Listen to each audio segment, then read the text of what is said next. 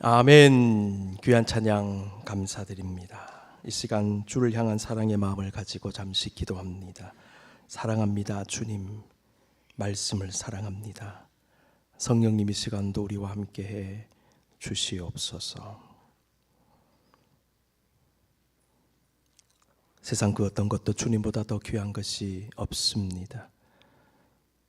세상적인 모든 것 내려놓게 하여 주시고 우리의 생각과 우리의 번민과 우리의 고민과 우리의 염려까지 내려놓고 주의 음성만을 듣기를 원합니다. 성령이여 감화감동하시고 오늘도 너무나 부족한 종의 입술을 하나님이 다스려 주옵소서. 다 맡겨드리며 감사하고 예수님의 이름으로 기도하옵나이다. 아멘. 오늘 본문 히브리서를 묵상합니다. 히브리서 우리 대상자들은 그 당시 유대인 출신이면서 그리스도인이 된 사람들이었습니다. 그래서 서신서의 타이틀도 히브리서로 되어 있죠. 내용을 읽어보시면 구약적인 요소들이 굉장히 많이 나옵니다. 그 사람들이 알고 있는 문화, 그 사람들이 알고 있는 전통, 그것을 가지고 예수 그리스도를 증거했던 이 말씀이 바로 히브리서입니다. 특히 혹독한 박해로 고난을 당할 뿐만 아니라 기독교 신앙에 대해서 의구심을 가지기 시작하고 혼란을 경험하면서 예수 그리스도를 믿는 기독교 신앙을 버리고 다시 유대교로 돌아가고 싶어 했던, 흔들렸던, 방황했던 유대인 출신 그리스도인들을 향한 메시지가 담겨져 있습니다. 히브리서 저자는 신앙이 흔들리던 성도들에게 예수 그리스도는 구약과 신약 성경을 연결하고 완성시킨 분으로 소개합니다. 모든 구약적 요소들보다 뛰어나다고 말합니다. 천사보다 뛰어나고 모세보다 뛰어나고 레위 제사장보다 옛 언약과 제사보다 훨씬 뛰어난 분이 예수 그리스도다. 그 예수 그리스도가 구원자이시다. 그분을 믿어야 한다. 그리고 그분의 말씀대로 살아야 한다. 이것이 히브리서의 핵심입니다. 신학적인 교리적인 가르침과 윤리적인 도덕적인 실천적인 가르침이 잘 섞여져 있는 말씀입니다. 히브리서 1장에서 천사보다 뛰어나신 예수 그리스도를 가르친 저자는 오늘 본문 말씀 2장 1절에서 4절 말씀에서 그리스도인들이 예수님의 구원의 복음으로부터 떨어져 나가면 안 됨을 강조하면서 반드시 그 복음을 예수님을 붙잡아야 한다. 흘러 떠내려가면 안 된다. 강조했습니다. 첫 번째입니다. 흘러 떠내려가지 않도록 함이 마땅하니라. 그러므로 우리는 들은 것에 더욱 유념함으로 우리가 흘러 떠내려가지 않도록 함이 마땅하니라. 들은 것이 무엇일까요? 예수 그리스도에 대한 복음입니다. 당신들은 복음을 들었지 않습니까? 그 말이죠. 이들은 과거에는 율법의 말씀만 들었습니다. 이제는 예수 그리스도를 통해 주시는 하나님의 생명의 말씀, 복음을 들은 자들이 되었던 것입니다. 히브리서 저자는 그들이 들은 그 복음에 유념하라 말씀했습니다. 유념은 pay attention입니다. 주목하라, 주의를 기울이라, 그 말씀입니다. 믿음의 사람이 예수님의 복음에 주목해야 되는 중요한 이유 중에 하나가 무엇인가? 흘러 떠내려가지 않기 위해서입니다. 흘러 떠내려가지로 번역된 말씀, 문자적으로 보면 미끄러져 달아나다, 떠내려가 버리다라는 뜻을 가지고 있습니다. 이것을 체감적으로 우리가 좀 알기 위해서 제가 예를 들어 설명을 드리면, 손에 무엇을 쥐고 있었는데 순간적으로 손에서 빠져나갈 때가 있죠. 야구 경기에서 외야수가 굴러오는 공을 잡는 듯 했지만 실수로 뒤로 빠뜨리는 경우가 있습니다. 이것을 속된 말로 알까기라고 얘기합니다. 손가락에 낀 반지가 부주의로 빠져나가 버리는 일이 있습니다. 혹은 어떤 비밀스러운 일을 실수로 말해버리는 경우가 있습니다. 왜 그럴까요? 부주의하기 때문에. 집중력 부족에서 나오는 현상들입니다. 세론 듀몬이라고 하는 분이 있습니다. 이분이 쓴 책 가운데 Power of Concentration이라는 책이 있어요. 집중의 힘이다. 이것을 번역을 할 때에 본문의 내용에 초점을 두고서 타이틀을 새롭게 바꾸었습니다. 성공의 열쇠는 적성이나 재능이 아니라 집중력이다. 저는 이 말에 굉장히 공감했습니다. 여러분, 적성에 맞고 재능이 있으면 성공할 수 있죠. 그런데 집중력이 없으면 어떻게 될까요? 아무리 재능이 탁월해도 아무리 머리가 좋아도 집중하는 능력이 부족하면 성공할 수 없습니다. 저자는 말합니다. 자기 관리 기능이 충분히 발달되지 않은 사람은 정신 집중력이 결여되어 있다. 집중력이라고 하는 것은 몸과 마음을 통제하는 것을 의미합니다. 몸을 통제할 수 없으면 마음도 통제할 수 없다. 다양한 이유로 집중력이 결여된 사람은 자기 관리 기능에 문제가 있기 때문에 말 그대로 자기 관리가 안 됩니다. 자기 관리가 안 되면 삶이 어그러지기 시작합니다. 우리는 매사에 집중력과 주의를 기울이는 것이 매우 중요한데, 집중력과 주의력 부족은 우리가 저지르는 의식적 혹은 무의식적 실수를 유발할 것입니다. 내가 생각해도 황당한 실수의 원인이 될 수 있습니다. 그 순간 집중력이 흐트러졌기 때문입니다. 여러분, 아차하는 순간에 뭔가 사고가 일어나죠. 아차하는 그 순간이 어떤 순간일까요? 집중력이 흐트러진 순간입니다. 집중력 향상의 방법 중에 하나는 생각이 나를 지배하게 하지 말고 내가 생각을 지배하는 것입니다. 많은 사람이 생각의 지배를 당합니다. 내가 만든 생각이 있습니다. 잘못된 생각이 있습니다. 부정적인 생각이 있습니다. 여러분, 사람은 언제나 부정적으로 안 좋게 생각하는 경향이 있어요. 그래서 의심이 많습니다. 조그마한 부정적인 일이 있으면 나를 해코지 한다라고 생각할 수도 있어요. 뭔가 음모가 있다라고 생각하는 것입니다. 그래서 음모론이 계속 나와요. 이건 뭔가 이유가 있을까요? 웃어도 웃는 것처럼 안 보이죠. 너 왜 웃어? 내가 웃는 게 아니야. 네가 웃는 게 아니야. 그 노래 아시죠? 너는 웃는 게 아니야. 울어도 악어의 눈물이다. 그러고요. 항상 삐딱하게. 왜 그렇게 생각이 삐딱합니까? 그 생각에 사로잡혀 있으면 안 되는 것입니다. 그 사람이 자기가 만든 생각 속에 갇혀 살아갑니다. 생각의 프레임 속에서 갇혀 살아갑니다. 망상 속에 살아갈 수 있습니다. 벗어나실 수 있기를 바랍니다. 생각이 나를 지배하게 하면 안 됩니다. 내가 생각을 지배할 수 있어야 합니다. 영성훈련으로서의 기도와 묵상훈련은 나의 생각을 다스리는 데 도움을 줄 겁니다. 내 생각 속에 여러 가지 많은 번민과 방황과 고통이 있습니다. 내면에 많은 쓰레기들이 있기 때문입니다. 찌꺼기들이 많아요. 말씀 붙잡고 묵상하고 침묵 기도하는 가운데요, 이 찌꺼기들을 걸러내는 작업이 일어납니다. 내 안에 있는 쓰레기들이 걸러져야 합니다. 성령의 그물로, 거름망으로, 말씀의 거름망으로 하나 둘씩 걷어내기 시작하면 그때 일어나는 현상이 뭐냐면 마음의 평정이 임합니다. 마음의 평안이 임하는 거예요. 왠 줄 아세요? 찌꺼기가 제거됐잖아요. 찌꺼기를 그냥 두지 마십시오. 제거하실 수 있어야 합니다. 이것을 이룰 수 있도록 도움을 주는 게 뭐냐면 영성훈련입니다. 내면훈련. 그 다음에 지금 하고 있는 일에 집중하기를 애쓰라. 많은 사람들이 지금 하는 일에 집중을 잘 못합니다. 지금 하고 있는 일, 지금은 예배 시간인데 예배에 집중해야 된다. 지금 공부하고 있느냐? 공부에 집중하라. 1시간이든 2시간이든. 특정한 일을 하고 있습니까? 그 일에 집중하라. 그렇지 않고 복잡한 생각에 빠지고 다른 데 관심을 두고 불필요한 걱정 속에 빠지면 그 일도 안 되고 아무 일도 안 될 것이다. 공부 못하는 학생 특징이 뭔지 아십니까? 영어 시간에 수학하고 수학 시간에 국어하는 거예요. 영어 시간에 영어 해야 되는데 영어 시간에 수학 문제 풀고 있어요. 시험 잘 쳐보겠다고 수학 시간에 영어 하고 있어요. 나중에 어떻게 될까요? 수학 시험도 못 치고 영어 시험도 못 치고 국어 시험도 못 치고 공부는 하는데 이상하게 성적이 안 나와요. 그 일에 집중하라. 여러분, 집중은 그 순간에 하는 것입니다. 그 순간이 모이면 1시간이 되고 1시간이 모이면 하루가 될 것입니다. 그렇게 하루를 딱 지나면 하루가 보람찬 하루로 끝나게 됨을 느끼게 돼요. 엄청난 성취감을 느끼게 되는 것입니다. 집중을 잘하면 몸과 마음을 잘 다스릴 수 있습니다. 그때 우리의 삶을 규모 있게, 질서 있게, 그리고 평강과 조화 가운데 이루어 가게 됩니다. 집중력은 성공하는 인생에 있어서도 중요하겠지만은 성공하는 영성 생활에 있어서도 매우 중요합니다. 성도에게 가장 필요한 것 중에 하나가 예수 그리스도를 향한 집중이지요. 히브리서 저자는 12장에서 이렇게 말합니다. 1절 2절에서 거친 세상에서 죄와 고난과 싸우며 살아가는 성도들이 예수님께 온전히 집중해야 된다. 이러므로 우리에게 구름같이 둘러싼 허다한 증인들이 있으니 모든 무거운 것과 얽매이기 쉬운 죄를 벗어버리고 인내로서 우리 앞에 당한 경주를 하며 믿음의 주여 또 온전하게 하시는 이 예수를 바라보자. 예수를 바라보자. 어렵고 힘들수록 예수를 바라보자. 고난이 있을수록 예수를 바라보자. 몸이 아플수록 예수를 바라보자. 복잡할수록 예수를 바라보자. 문이 닫혀 있을수록 예수를 바라보자. 삶의 문제가 꼬일수록 예수를 바라보자. 고통스러울수록 예수를 바라보자.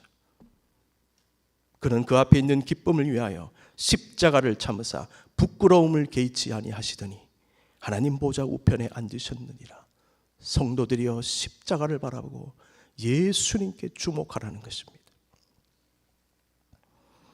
오늘 본문 마찬가지입니다. 예수 그리스도와 그분의 복음에 집중하십시오. 유념하십시오. 그렇게 되지 않으면 어떻게 됩니까? 닻을 내려야 될 곳에 내리지 않은 배가 표류하듯이 표류할 것입니다. 흘러 떠내려가게 될 것입니다. 여러분, 배는요 항해할 때도 있지만 정박할 때는 확실하게 정박을 해야 됩니다. 닻을 제대로 내리지 않는 배는 표류하게 마련입니다. 표류하는 인생만큼 위험한 인생이 없어요. 왜 그럴까요? 어디로 갈지 모르기 때문에, 언제 뒤집어질지 모르기 때문에. 거센 바람이 불고 파도가 치는데 표류하는 배를 한번 상상해 보십시오.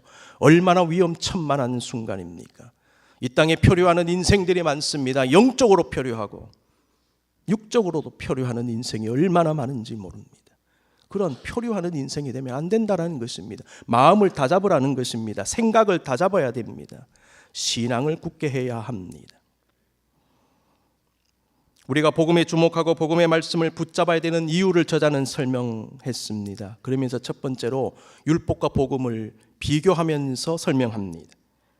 2절 3절 천사들을 통하여 하신 말씀이 견고하게 되어 모든 범죄함과 순종하지 아니함이 공정한 보응을 받았거든 우리가 이같이 큰 구원을 등한히 여기면 어찌 그 보응을 피하리요. 천사들을 통하여 하신 말씀은 율법을 의미합니다. 근데 율법이 천사들을 통해서 주어졌습니까? 좀 생소하게 다가가시죠. 근데 성경을 보니까 이런 표현이 많이 나옵니다. 사도행전 7장 53절 보십시오. 너희는 천사가 전한 율법을 받고도 지키지 아니하였도다 아니라. 천사가 율법을 전했어? 이런 얘기 잘 못 들어봤는데 성경에 있습니다. 갈라디아서 3장 19절입니다. 그런 즉 율법은 무엇이냐? 범법함으로 더하여진 것이라 천사들을 통하여 한 중보자의 손으로 베푸신 것인데 약속하신 자손이 오시기까지 있을 것이라. 천사들을 통하여 율법이 주어졌다. 이것에 뒷받침이 되는 성경이 있습니다. 신명기 33장 2절 3절입니다. 그가 일렀으되 여호와께서 시내 산에서 오시고 세일 산에서 일어나시고 바란 산에서 비추시고 1만 성도 가운데 강림하셨고 그의 오른손에는 그들을 위해 번쩍이는 불이 있도다. 여호와께서 백성을 사랑하시나니 모든 성도가 그의 수중에 있으며 주의 발 아래 앉아서 주의 말씀을 받는도다. 1만 성도 가운데 강림하셨다. 1만 성도, 수많은 성도. 그런데 이것을 학자들은요 수많은 천군 천사로 해석을 합니다. 하나님 말씀이 말 때에 그 현장에 수많은 천군 천사들이 함께 있었다. 그들이 중개자 혹은 중보자가 되었다. 그리고 하나님으로부터 나오는 율법이 모세와 백성에게 전달되었다. 그래서 성경에 천사가 전한 율법이라는 표현이 등장하게 된 것입니다. 히브리서 저자는 천사를 통해 전해진 율법은 견고하게 되어 흔들리지 않았다 그랬습니다. 그 다음에 율법을 어기고 범죄하고 불순종했을 때 공정한 보응을 받았다 말씀합니다.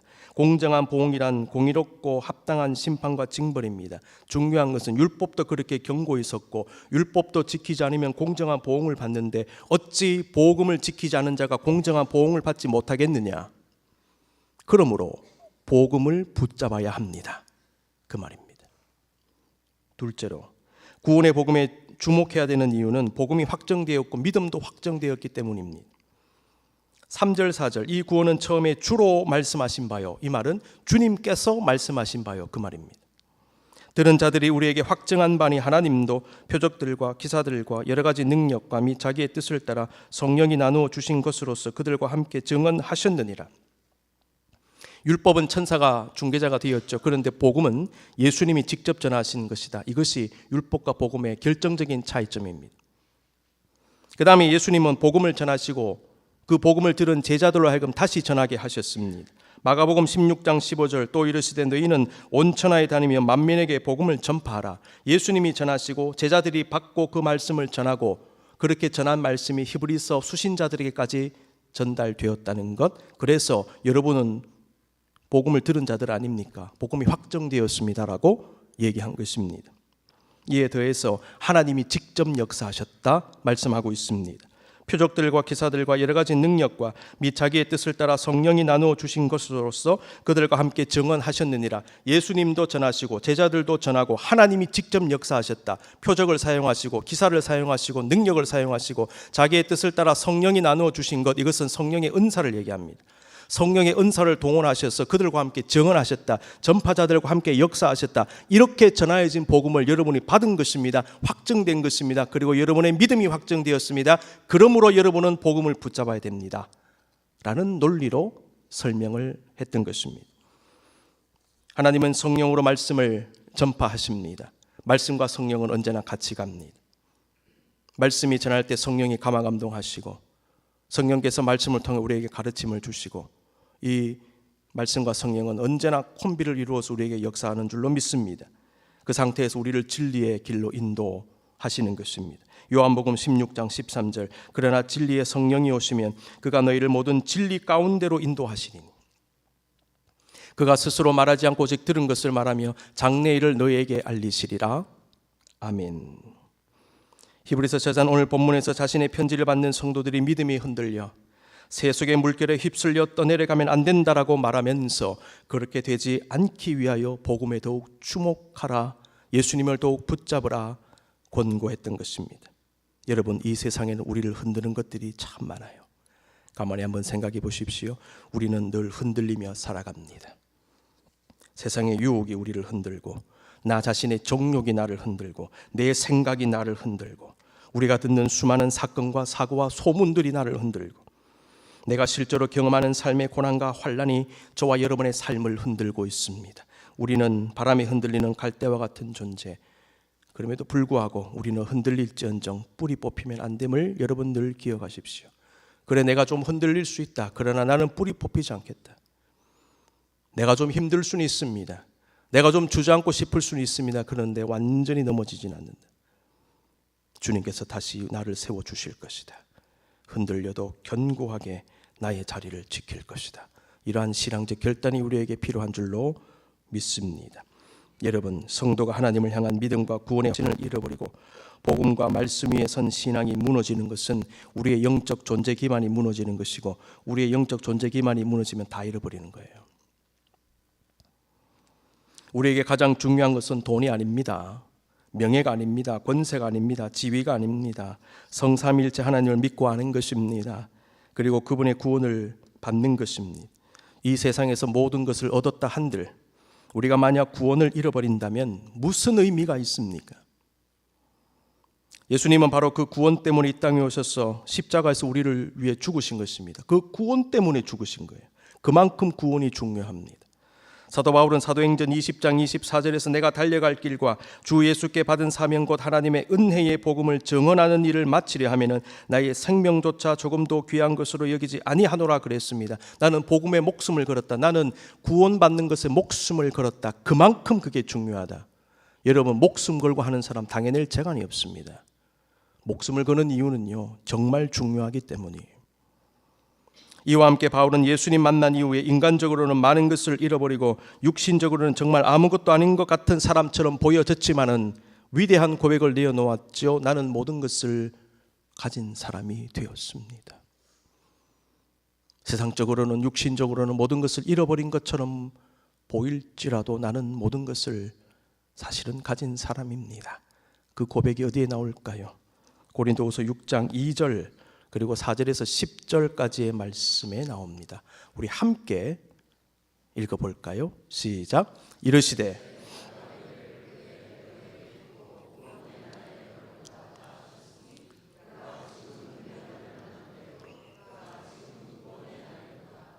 오직 모든 일에 하나님의 일꾼으로 자천하여 많이 견디는 것과 환난과 궁핍과 고난과 매맞음과 갇힘과 난동과 수고로움과 자지 못함과 먹지 못함 가운데서도 그 다음요 깨끗함과 지식과 오래 참음과 자비함과 성령의 감화와 거짓이 없는 사랑과 진리의 말씀과 하나님의 능력으로 의의 무기를 좌우에 가지고 영광과 욕됨으로 그러했으며 악한 이름과 아름다운 이름으로 그러했느니라.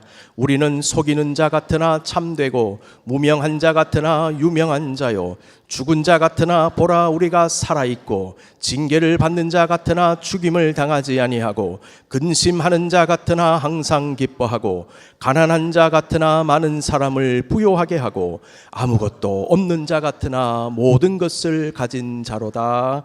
아멘. 이 고백이 저와 여러분의 고백이 될 줄로 믿습니다. 여러분, 성도에게 예수님은 모든 것입니다. 그래서 저런 고백을 하게 되는 것입니다. 여러분, 예수님 외에 다른 것들은 모두 부차적인 것들임을 빨리 인식하는 게 인생에 도움이 될 겁니다. 우리의 구원자 예수님을 내 마음에 모시지 못하면, 내 안에 주님 계시지 않으면 나는 아무것도 아닙니다. 돈, 명예, 권세, 그 어떤 것 다 부차적인 것들이에요.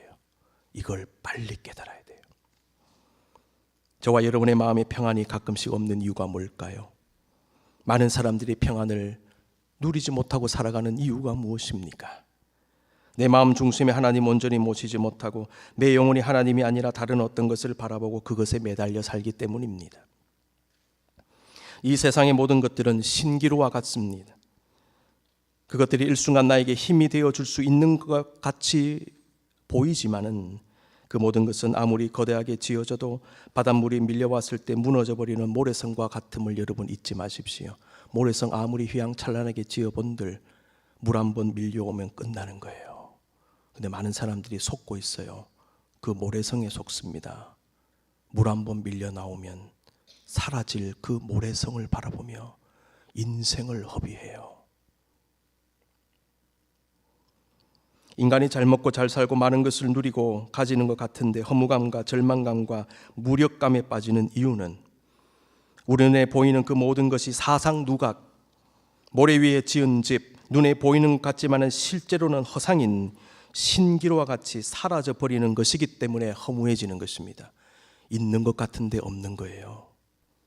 손에 잡히는 것 같았는데 잡지 못하기 때문에 그래서 허무해지는 겁니다.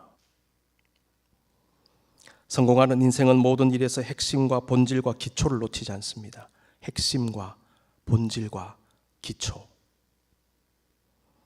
성도에게 예수 그리스도가 바로 그러한 분이십니다. 그래서 주님 말씀하셨어요. 내가 곧 길이다, 내가 곧 진리다, 내가 곧 생명이다.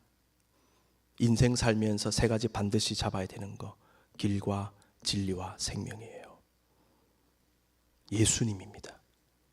이 세 가지는요, 기독교에서 말하는 구원과 직결됩니다. 우리가 세속의 거센 흐름에 떠내려가지 않기 위해서는 길이요 진리요 생명 되신 주님을 온전히 붙잡아야 합니다. 그분의 말씀과 복음의 가치 위에 우리의 인생의 집을 세울 수 있어야 합니다. 오직 예수 그리스도께 우리의 존재의 닻을 내려야 합니다. 여러분의 존재의 닻이 어디에 내려 있는가를 보십시오. 사라질 물질입니까? 사라질 권세입니까? 세상이 어떤 것입니까? 아무리 내려보십시오. 그 자체가 사라지니까 닻은 표류할 수밖에 없어요. 변함없는 반석 대신 예수 그리스도께 우리의 존재의 닻을 내려야 할 것입니다. 그런 사람 흔들리지 않습니다. 주님께서 끝까지 붙잡고 가십니다. 심홍섭 시인이 쓰신 삶 그리고 은혜라는 짧은 시가 있습니다. 살다 살다 지치면 휴식처럼 다가오는 말씀의 바다, 밀물처럼 다가오는 은혜의 바다. 우리가 이 세상의 거센 물결에 떠내려가지 않는 이유는 밀물처럼 밀려오는 주님의 은혜 때문이에요. 내가 좀 피곤하다 싶을 때 말씀의 바다에서 말씀의 은혜가 밀물처럼 밀려옵니다.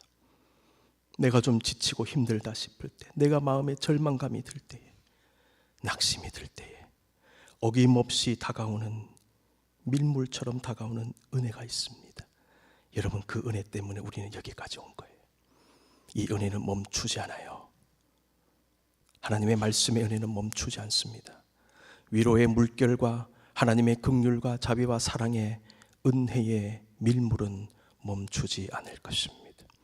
우리가 아무리 흔들리려 할지라도 그 밀물처럼 다가오는 주님의 은혜가 있기 때문에 우리를 붙잡아 주시는 것입니다. 그래서 우리는 표류하지 않습니다. 그러나 여러분, 실제로 이 땅에 많은 사람들이 흘러 떠내려 가고 있습니다. 예수 믿고 구원받았다고 말하면서, 예배한다고 말하면서, 신앙생활 한다고 말하면서 얼마나 많은 사람들이 표류하는 인생을 살고 있는 줄 아십니까? 역사 속에 얼마나 많은 자칭 크리스찬이라고 하는 사람들이 얼마나 세속의 물결에 흘러 떠내려 가버린 줄 아십니까? 자기 욕심 때문에, 자기 정욕 때문에, 자기 죄악 때문에 세상 소리에 귀 기울이다가 헛된 것을 쫓다가 나도 모르는 사이에 닻이 빠져버린 거예요. 그리고 유리방황하는 거센 물결 위에 있는 작은 돛담배처럼 되어 소리 소문 없이 사라져버리는 인생이 얼마나 많은가. 그래서 오늘 본문 말씀 우리에게 경각심을 주는 겁니다. 흘러 떠내려 가면 안 됩니다. 경각심을 가지십시오. 주님을 붙잡아야 합니다. 흔들려서는 안 됩니다. 우리는 주님을 붙잡아야 합니다. 눈을 감으십시다. 힘든 세상, 어려운 세상, 흘러 떠내려 가기 쉬운 세상을 살고 있습니다. 여러분 어떠하십니까? 여러분의 가정은 어떠하십니까? 여러분의 기업은 지금 어떠하십니까? 여러분의 신앙은 어떠하십니까? 혹시 표류하고 있지는 않습니까? 정처 없이 마음에 방황이 일어나고 있지는 않습니까? 오늘 본문을 통하여 주님 우리에게 말씀하세요. 복음에 유념하라. 예수님을 붙잡아라. 흘러 떠내려 가서는 안 된다. 오직 예수만 붙잡는 사람, 그 복음을 붙잡는 사람, 예수로 충만한 사람인 줄로 믿습니다. 우리가 예수로 충만할 때에 사도 바울과 같은 고백이 나올 줄로 믿습니다. 주님께 유념하고 주님을 붙잡으며 예수 그리스도로 충만한 삶으로 오늘도 승리하게 해 주시옵소서. 잠시 기도하며 나아가겠습니다.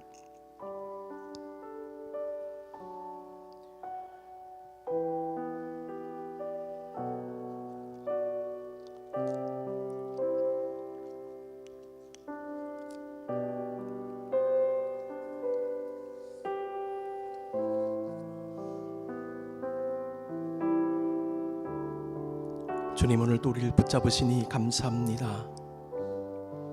우리의 영혼의 닻이 주님께 있게 해 주십시오. 예수 그리스도를 온전히 붙잡고 예수로 충만한 믿음의 삶이 되어 사도 바울처럼 영적인 승리를 얻게 해 주시옵소서. 다 떠내려가도 저는 주님 온전히 붙잡고 흘러 떠내려가지 않는 승리하는 믿음의 삶을 살게 해 주시옵소서. 우리 기도의 마음을 담아 마지막 찬양 주님께 드리시겠습니다.